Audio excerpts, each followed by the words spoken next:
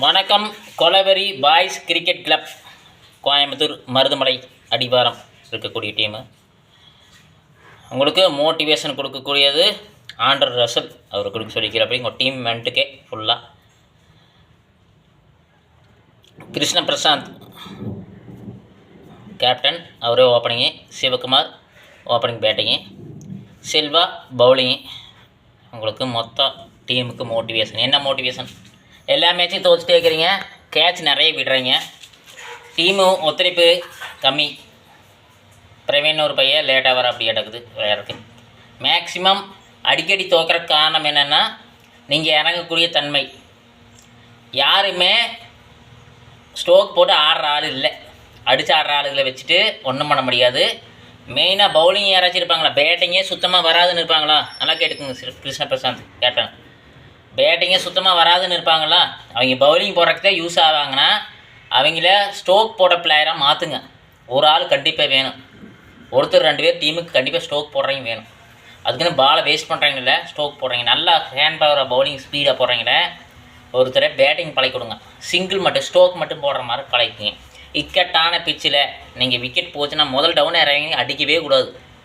முடிஞ்ச அளவுக்கு 10 பால் மீட் பண்ணி 10 ரன் அடிக்கணும். அதுக்கும் ஸ்ட்ரோக் போட்டு கட்டை போட்டே இருக்கக்கூடாது. 10 ரன் அடித்தோம்னாத்தான் அப்புறம் கூட இருக்கிறீங்க அது சப்போர்ட். சிங்கிள் எடுக்கிறேன்னு நம்மளுக்கு சிங்கிள் எடுக்கணும்னு ஆசை வரும். ஏதுவான பந்துகளை மட்டும் அடிங்க. முடிஞ்ச அளவுக்கு ஏறுகிற பாலை விட்டுருங்க. அப்படி விட்டுருங்க போல்ட் ஆயிடுச்சு. ஸ்ட்ரோக் போடுறதுக்கு முயற்சி செய்யுங்க. அதை அடிக்கிறதுக்கு முயற்சிப்படுறது, இறங்கி அடிக்கிறது நம்மளோட கேமே கிடையாது. 15 ஓவருக்கு 110 ரன்னு அப்படிங்கிறது கம்மி தான். 150 160 அடிக்கிறாங்க சரியா? அதை 10 ஓவருக்கு அடித்து ஆடுவாங்க, கடைசியில் விக்கெட் போயிடும். நீங்கள் ஸ்டார்டிங்லேருந்து அடித்தாருன்னா 110 வரும். நீங்கள் ஸ்டாண்டிங் பண்ணி அப்படியே மெதுவாக விளையாண்டே வரும்போது இப்போ 5 ஓவருக்கு 30 பாலுக்கு 50 ரன்னு, அப்போ 10 ஓவருக்கு 100 ரன்னு, 15 ஓவருக்கு 150. இந்த கான்செப்டில் வரும்போது ஒரு ஸ்ட்ரோக் போட்டு சிங்கிள் எடுத்துகிட்டே வரணும், ஒருத்தர் அடிக்கணும். அப்போ ஒரு ஆளோ 2 ஆளோ நீங்கள் சிங்கிள் எடுக்கிறதுக்கு பெரிய பவுலரை ட்ரெயின் அப் பண்ணுவீங்க சரிங்களா? கேப்டன் ஓட சொல்கிறேன். மெயினாக நீங்கள் ஒருத்தர் அடிக்கிட்டு ஒருத்தர் சிங்கிள் போய்கிட்டு இது 2 விக்கெட்டு 3 விக்கெட்டு வரைக்கும் அப்படியே வரும்.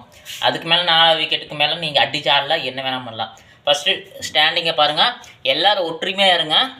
அடித்து அவுட் ஆகாதீங்க. கேட்சுக்கு கரெக்டாக பிடிங்க. ஃபீல்டிங் நல்லா பண்ணுங்கள். காலையில் வீட்டில் முடிஞ்சளவுக்கு ஜாகிங் போங்க. மலையடியாக வர தானே ஓடுங்க. கிரவுண்டுக்கு விளையாடுறதுக்கு முன்னாடி நல்லா வாக்கிங் ஜாகிங் எல்லாம் போயிட்டு வார்ம் அப் பண்ணிவிட்டு விளையாடுங்க. நல்லா ஒருத்தர் கிடைக்கி. இவர் செல்வா பவுலிங் ஒயிட் போடுறாராமா. மெயினாக பவுன்சர் போடுறதுக்கு பிளான் பண்ணாதீங்க, லைன் பால் போடுற பிளான் பண்ணாதீங்க. பண்ணிங்கன்னா ஒயிட் தான் வரும். Leg stick right stick off stick மட்டும் பிளான் பண்ணுங்கள், கரெக்டாக வரும், லைன் பால் வரும். நன்றி. வெற்றி பெற வாழ்த்துக்கள். நன்றி.